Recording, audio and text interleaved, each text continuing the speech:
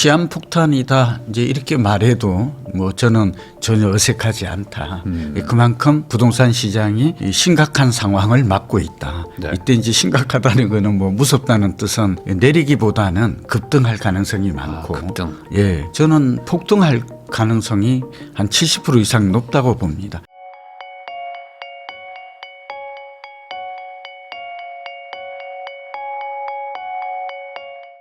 안녕하세요. 부익남TV의 부익남입니다. 오늘은 한국자산관리연구원의 고종원 원장님 모시고 최근 부동산 시장에 대해서 다양한 이야기 나눠보도록 하겠습니다. 원장님 안녕하세요. 네, 안녕하십니까. 오래간만입니다. 네. 또 요즘에 그 부동산 시장이 다시 또 뜨거워지면서 뭐 지금 뭐 연말 연초 해가지고 지금 집 사러 다니시는 분들도 엄청 많고, 네. 또 그러다 보니까 이제 올 한 해는 어떤 또 시장이 펼쳐질지 걱정하시는 분들도 많은 것 같습니다. 근데 이제 최근에 이제 원장님이 그 올해 부동산 시장은 좀 시한폭탄 터지는 것 같다. 네. 라고 이제 경고를 하신 게 있어요. 네. 이 부분이 어떤 의미인지 궁금합니다. 네, 시한폭탄이다 이제 이렇게 말해도 뭐 저는 전혀 어색하지 않다. 그만큼 부동산 시장이 심각한 상황을 맞고 있다. 네. 이때 이제 심각하다는 거는 뭐 무섭다는 뜻은 내리기보다는 급등할 가능성이 많고, 급등. 예, 저는 폭등할 가능성이 한 70% 이상 높다고 봅니다. 그러니까 작년에도 폭등을 했는데 뭐 부동산이나 이제 뭐 KB 자료는 조금 차이는 있지만 어쨌든 서울 같은 경우에는 네. 거의 뭐 10% 가까이 올랐어요. 그리고 강남이나 마용성 우리가 똘똘한 한 채는 그거보다 더 많이 올랐죠. 그리고 또 실제로 최근에 나온 통계를 보니까 강남 내에서도 이제 양극화가 심하대요. 오늘 여러 가지 얘기가 되어 있기 때문에 좀 복잡합니다만 네. 하나씩 좀 풀어가도록 그렇게 하죠. 그래서 올해 주택 시장은 우선 결론부터 말씀드리면 예전에 우리가 2006년에 노무현 정부 때 경험했던, 저도 이때 좀 활동을 했거든요. 네. 그러니까 뚜렷하게 기억을 하죠. 그때 정부의 정책위원회, 뭐 지금 남아있는 사람은 저밖에 없는 것 같은데 그때도 미친 집값 미친 전세에서 너무 뜨거워서 정부가 여러 가지 규제 정책을 결국 못 잡고 사과하고 나갔잖아요. 예, 그리고 또 하나 최근에 있었던 게 문재인 정부 때 그게 2020년, 2021년이었어요. 정확하게 2021년에 그때 많이 올랐거든요. 문재인 노무현 때 정부 때는 그때 25%로 기억을 해요. 네. 한 해 상승률이. 한 해. 예. 그리고 지금 그 2021년이 그때 한 18%, 물론 조사 기간마다 약간의 차이는 있지만 거의 20% 올랐죠. 네. 그리고 이제 작년에 10% 기록했는데 제가 볼 때는 그런 현상이 이제 10%에서 20%에까지 집값이 오를 수 있는, 이때 집값은 서울입니다. 전국이 아니고 물론 결과적으로는 전국으로 확산됐지만 그 기준을 좀 기억을 하셨으면 좋을 것 같고, 그런 현상이 나타나도 좀 이상하지 않을 것 같은 그 두 번의 과거의 폭등의 경험, 그 고통스러웠던 그런 것들을 다시 좀 연상하기 싫지만 또 기억해야 되고, 그런 일이 벌어질 거에 대한 대응책, 우리가 할 수 있는 거는 그거밖에 없잖아요. 그래서 올해도 지금 여러 가지 주산년이나 뭐 나오는 자료는 작년에 이어서 올라갈 것이다라는 게 대부분의 연구 관계자들의 그 전망 자료거든요. 두 번째는 전세와 매매가 다 같이 오른 동반 상승한다. 그리고 이제 전세가 오르면 월세는 뭐 당연히 오르겠죠. 우리가 늘 시장을 생각할 때 전세를 맨 먼저 생각해야 합니다. 이건 한 번도 예외가 없습니다. 네. 예외가 있긴 했었어요. 그게 뭔가 하면 IMF나 말하자면 글로벌 금융 위기 2008년 때 전세는 오르는데 매매는 오르지 않았어요. 이것도 좀 잘못 알고 있는 분들이 많아요. 공부를 깊이 하면 이 두 가지, 위기 상황 때는 집은 있어야 되니까 전세는 내리지 않아요. 그리고 집 사는 거 집값 상승 가능성이 없는데 누가 집을 사겠어요. 주식의 상승 가능성이 없는데 때린다고 누가 주식을 사겠냐고요. 이건 굉장히 자발적인 문제고 생존의 문제잖아요. 그래서 어쨌든 올해는 서울의 전체적으로는 이제 서울뿐만 아니라 경기, 인천 그런 얘기를 좀 하고 싶고, 이제 경기, 인천의 집값이나 전세값이 제가 볼 땐 서울보다 더 많이 오를 가능성도 배제하기 어려워요. 이게 오늘 제가 온 이유고, 그다음에 벌써 지방도 온기가 이 울산이 가장 대장주로 부상을 합니다. 네. 예, 이제 과거에는 부산이었는데 부산을 제끼고 울산이 전세 가격과 이제 그 대전환을 막고 있어요. 바닥 친 거는 확실하고 바닥을 쳐야 올라가거든요.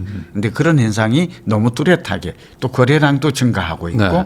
이런 점들은 올해는 이제 작년보다 어쩌면 더 무서운 장이 올 수도 있다. 이제 뭐 서울과 강남과 마용성 이런 데만 했는데 이제 서울도 노도강까지 불이 붙었고 불장이죠. 네. 이제 벌써 다시 이어지겠습니다만 우리가 경기도에 12군데 규제 지역을 정했잖아요. 서울 전역하고.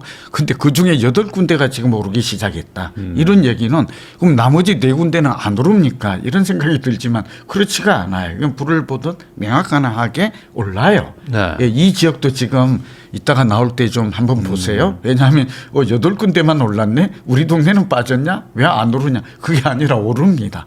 다만 오르는데도 순서가 있죠. 네. 예, 그래서 그건 수요가 있는 곳에 오르고 이유가 다 있는 건데 그건 하나씩 좀 펼쳐가기로 하고 어쨌든 결론은 뭔가 예, 정부가 공급 대책을 포함해서 3번의 대책 그러니까 6.27, 9.7 11호 대책까지 네. 쏟아냈지만 시장 안정화는 거리가 멀다. 심지어는 시장은 잡지 못하고 젊은 무주택 세입자만 잡았다.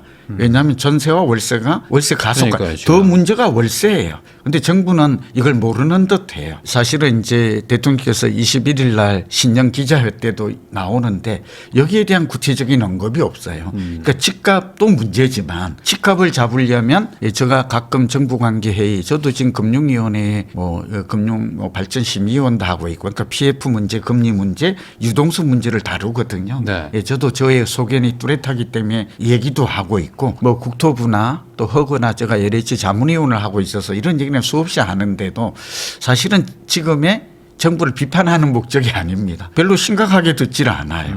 예, 이게 국회의원들도 제가 요새 국회에서 가서 계속 주제 발표하면서 집값 잡는 것 아주 간단합니다. 왜 어떻게 하면 잡아요? 그러니까 기가번쩍 뭘 쉽다고요? 대통령께서도 이렇게 어렵다고 그러고 못 잡아서 지금 정부도 대책을 발표하지 못하고 있는데 전세를 잡으면 우리나라밖에 없다는 전세를 잡으면 집값은 자동적으로 잡힙니다. 전세는 선행 지표이고 전세는 오직 수요 공급에 의해서 시장 임대 가격이 결정이 돼요. 네. 이거 별거 아닌 것 같아도 여기에 촌철살인처럼 꽂히면 그리고 서민 주거 안정이 전세가 안정되면 월세는 그냥 안정됩니다. 그렇죠. 전세가 안 오르는데 월세만 지금 오르는데 이런 일은 경제학적 관점에서 논리적으로 이게 맞지가 않아요. 우리 경제학은 합리성을 추구하잖아요. 네. 경영학은 효율성을 추구해요. 경제학은 이거는 합리적인 걸 추구하는데 그러면 결국 답은 뭐냐? 공급 확대 정책이 나와야 돼요. 이제 앞으로 어떤 정책이 나와야 하느냐? 그렇게 나오는 아주 간단한 이유는 전세를 잡으면 네. 나머지가 다 평안 안정이 된다는 것 이런 말씀을 드립니다. 어쨌든 정부가 대책을 쏟아냈지만 지금 서울을 비롯한 우리가 말하는 똘똘한 행차라고 말하는 강남과 마용성 그다음에 저는 여의도 목동까지 포함하거든요. 이 지역들의 집값이 잡히지 않고 계속 신고가를 갱신하고 있다.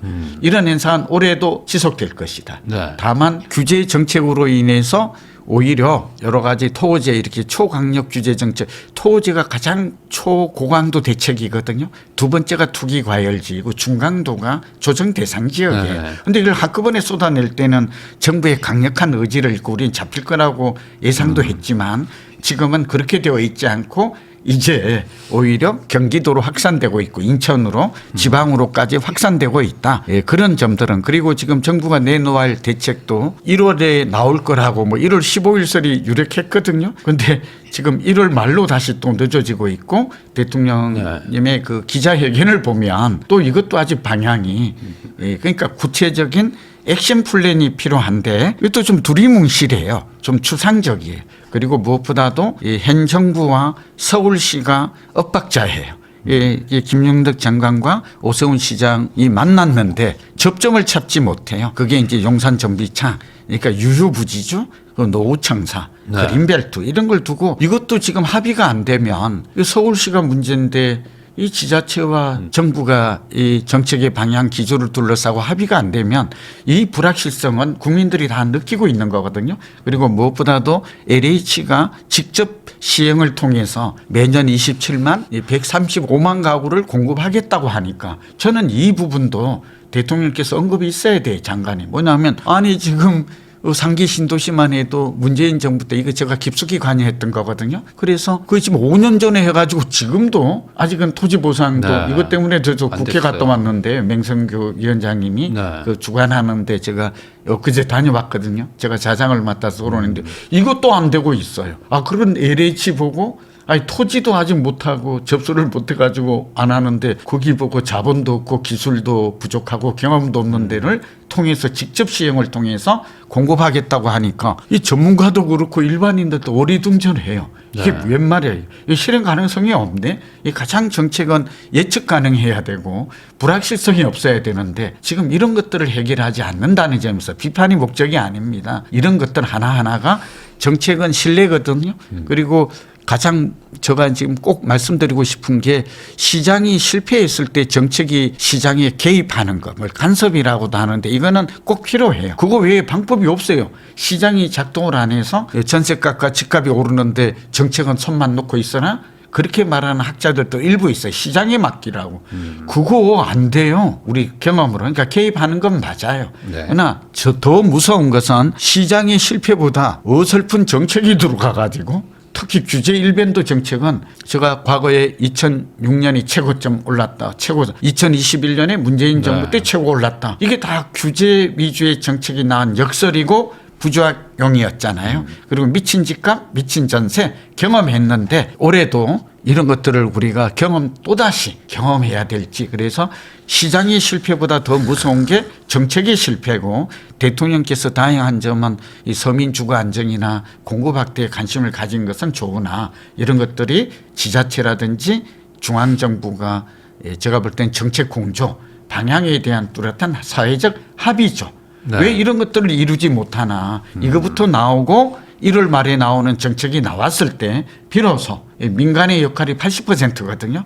이런 네. 것들이 좀 수정이 돼야 돼요. 그런데 이런 거 정책의 방법에 실행의 방법의 구체적인 이런 전환이 대전 이걸 패러다임의 전환이라고 그러잖아요. 이 정책의 패러다임의 전환이 없다면 저는 올해 부동산 정책은 정말 실패할 것이고 문재인 노무현 정부 때 20몇 번, 20, 30번이 나왔는데 네. 어쩌면 이재명 정부 또 두세 달마다 한 번씩 가다가 네. 다시 죄송합니다. 노력은 했으나 결과가 이렇다고 저는 이렇게 가장 두렵습니다. 그리고 저희가 오늘 인터뷰하는 날 이제 바로 오늘 뭐 속보처럼 이제 대통령 뭐 담화라고 해야 될까요? 이제 뭐 그 내용들이 지금 떴는데 기자회견에 보면은 이제 가장 지금 이슈는 세금을 어떻게 할 것이냐 이게 이제 가장 어찌 보면 사람들의 관심사인데 대통령이 이제 이런 얘기를 하셨습니다. 어쨌든 이제 뭐 최후의 수단이고 당장은 뭐 고려하지 않는다. 그렇죠. 그렇지만 이제 상황이 좀 안 좋아지면 세금 뭐 이런 것도 증세도 쓸 수도 있다. 이런 식의 발언이었던 것 같은데 이거에 네. 대해서 어떻게 평가하십니까? 네, 그 대통령의 말씀은 그 고민이 느껴져요. 이재명 대통령은 뭐 말하기가 좋은데 대장동도 그렇고 백현동도 그렇고 이 경험이 많아요. 개발 어쩌면 경험도 많이 하고. 본인 또 아파트도 가지고 네. 계시고 행정가였으니까. 네, 행정가였었고 개발도 아주 깊숙하게 우리가 뭐 그게 잘 됐다 못 됐다가 아니라 해본 성공 경험이 있어요. 그러니까 부동산에 대한 뭐 저보다도 더 나은 전문가다 저는 개인적으로 그렇게 생각하고 있고 지금 민주당 정부는 서민주거 복지라고 그러죠. 네. 여기에 관심이 많아요. 그러니까 한마디로 전월세에 관심이 많을 거다. 그러니까 지난 정부는 정책을 산출하는 게 정치거든요. 그러니까 지금 정책 얘기를 하다 보니까 정치의 이념이나 방향성, 부동산에 대한 이런 걸 얘기를 안 할 수가 없는데 근데 또 지난 정부는 우리가 알다시피 아무것도 안 했잖아요. 그러다 보니까 뭐 정책이랄 것도 없고 네. 뭐 규제 완화, 뭐 말하자면 세금의 양도세 중과라든지 또 우리가 말하는 제초안 이런 걸 하겠다고 하고 이것도 변명은 있죠. 뭐냐면 국회가 이걸 그 뭐 당시에 야당이 여서야 이걸 됐다. 안 받아주어서 그럴 네. 수밖에 없었다 했지만 제가 볼 때는 뭐 그만한 노력을 했는가도 굉장히 의문이 많아요. 그거는 그렇죠. 마음 먹고 야당을 설득하고 했으면 이 정치라는 거는 늘 타협의 산물인데 그런 생각을 갖습니다. 지금 대표님께서 지금 이제 정책 얘기를 했고 이 녹화하는 당일날 대통령 기자회견을 통해서 이 굉장히 주요한 그 앞쪽에서 부동산에 대한 그 정책의 방향성을 읽히는 키워드를 발표했는데 제가 지금 자료를 보고 있거든요. 이제 방금 나온 거라서 이렇게 보니까 지금 정책이 나온다면 이걸 좀 이해하실 필요가 있어요. 지금까지 규제 정책이 나온다면 어떤 게 나왔나? 4가지 카테고리가 있어요.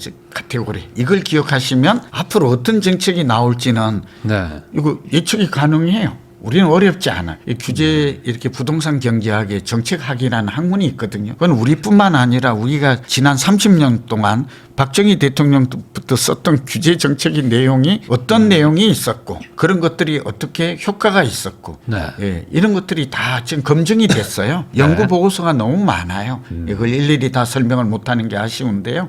어쨌든 또 여기에 저도 하고 있는 걸 좀 말씀드리면 YTN 고종환 TV에서는 네. 제가 마침 마음 먹고 이런 얘기를 하고 있어요. 네. 그건 오늘은 제가 이제 출연자로 왔지만 네. 그래서 그 첫 번째가 뭐냐 대출 규제가 가장 힘이 세다고 돼 있어서 이번에도 대출 규제가 나온 거예요. 6억 원. 대출. 그걸 금융 규제라고 하고 대출 규제예요. 네. 우리나라 사람들은 이 통계도 바뀌고 있는 게 과거에는 40% 정도를 대출에 의존한다라는 통계가 있었거든요. 그런데 이 통계가 또 바뀌어요. 최근에는 30, 40대 돈이 없는 또 생초자가 집을 사면서 네. 실수요자죠. 좋은 점은.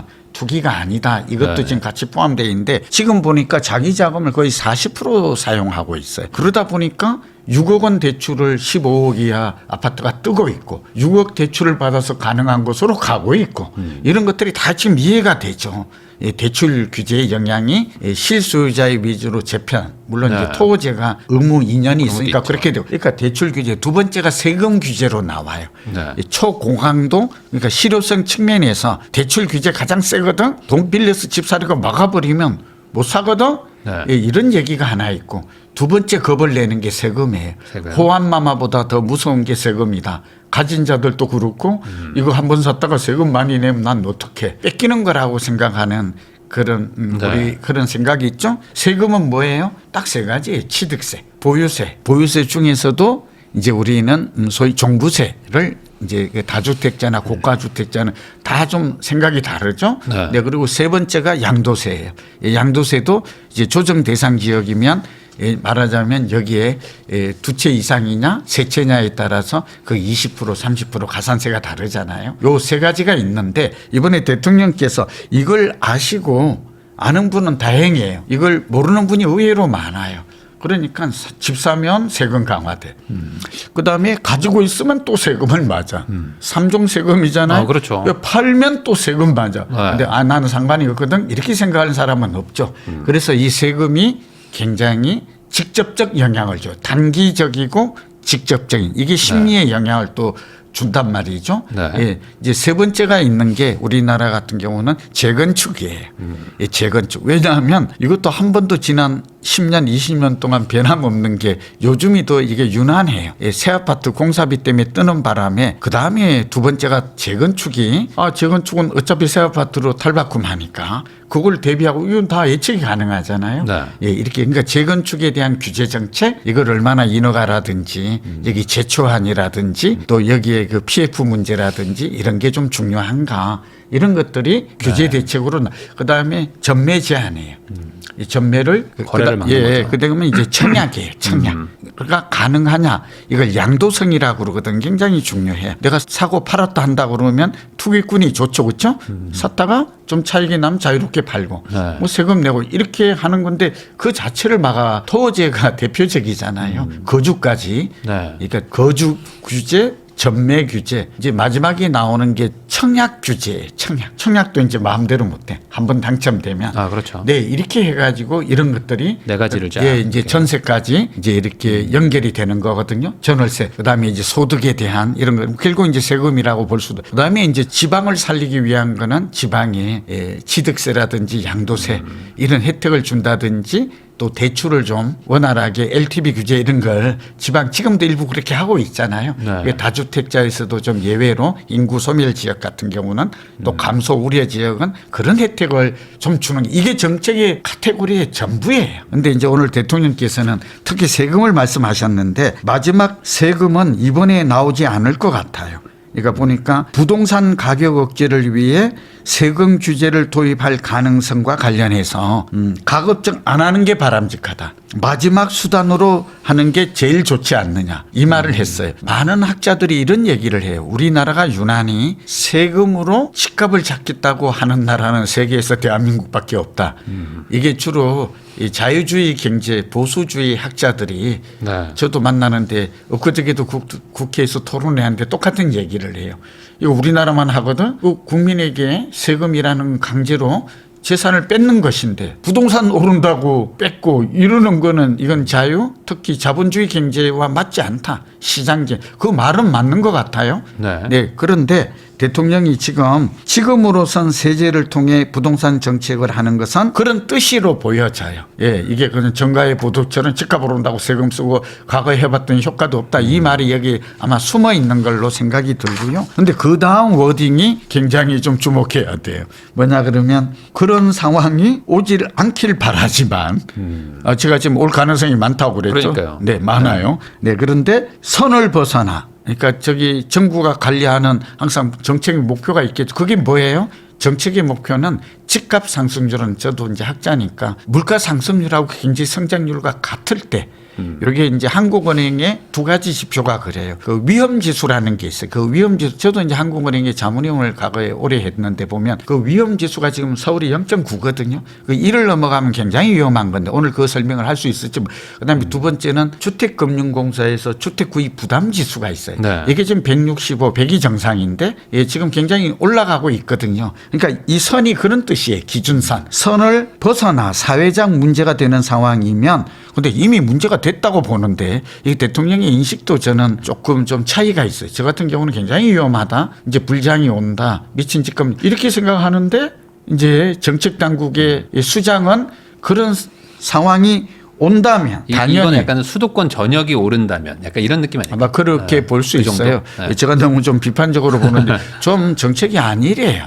지금까지 3번 이렇게 나온 것도 보면 네. 과거와 크게 달라요. 파격적이고 획기적이고 국민들이 공감해야 되잖아요. 이게 사회적 평가, 사회적 합의라고 그래. 우리는 중요하지 않아요. 이걸 사는 사람들이 이거 지금 될 것 같지가 않아. 내가 봐도 지금 통계가 지금 앞으로 공급이 정확하게는 안 나오지만 서울도 한 30% 줄어들고 경기도도 20에서 30이고 전국적으로 공급 물량이 지금도 주택 보급률 지표를 보면 부족한데 재고도 부족한데 더 부족하다는데 전세 그래도 전세가 지금 안 오를 수 있다니까요. 정부가 어떻게 하면 이렇게 되어 있지는 않아요. 우리가 학습하고 그런데 여기 보니까 세제 수단을 동원해야 한다라고 언급을 했고요. 선을 넘는다면. 네, 집은 필수 공공재에 가까운데 투기적 수단으로 만드는 게 바람직하지 않다. 여기도 지금 대통령의 시각이 드러나요.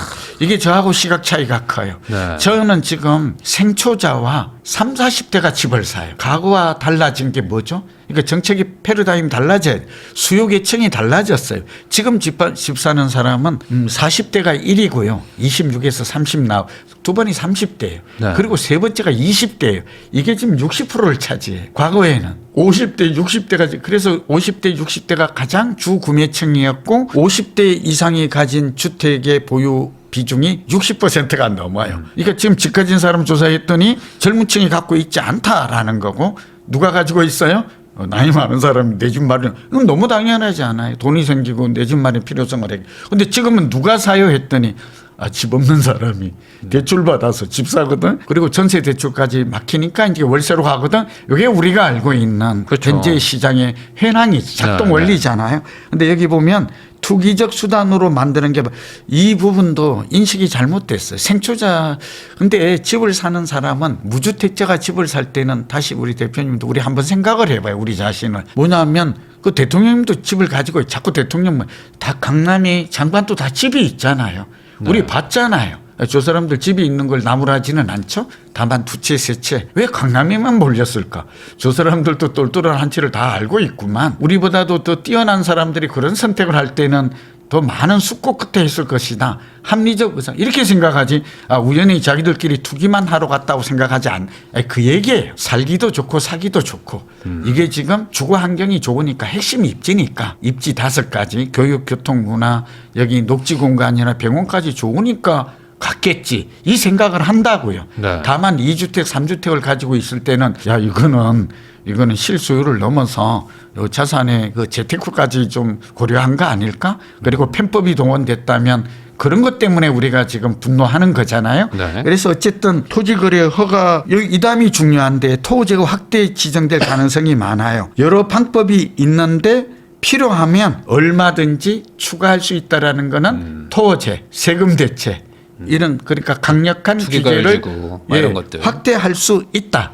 추가로 나올 수 있다. 그렇게 말했고 마지막으로 대통령의 워딩이니까 무게감 있게 받아들여야 돼요. 그런데 네. 여기서 제가 쭉 꼬집으면 실수요자의 정책과 투기 정책은 좀 달라져야 된다. 근데 지금처럼 15억 이하는 6억 원, 15억 원에서 25억 원, 4억 원. 나 지금 생초자인데 약간의 예외를 두어서 LTV를 70% 완화한 건 맞아요. LTV가 40%잖아요. 지금 규제 지역에. 이걸 완화해 준 거 외에는 집값이 서울은 한 채당 15억인데 이렇게 지금 한도를 6억으로 제한해버리고 지금 이 경기도와 인천의 집값도 8억이거든요.